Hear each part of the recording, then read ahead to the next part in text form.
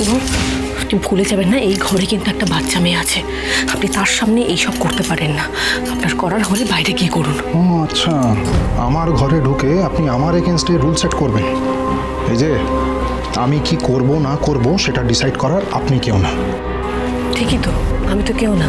আপনার লাইফে ডিসিশন নেওয়ার আমি কেউই নই। আপনার যা ইচ্ছে তা আপনি করতে পারেন, কিন্তু এই ঘরে নয়, এই ঘরের বাইরে গিয়ে যান। সুধা আমাকে ছেড়ে চলে গেল কেন? চলে গেল? সুধা কোথাও যায়নি, সুধা আপনার কাছেই আছে, শুধু আপনি চিনতে পারছেন না।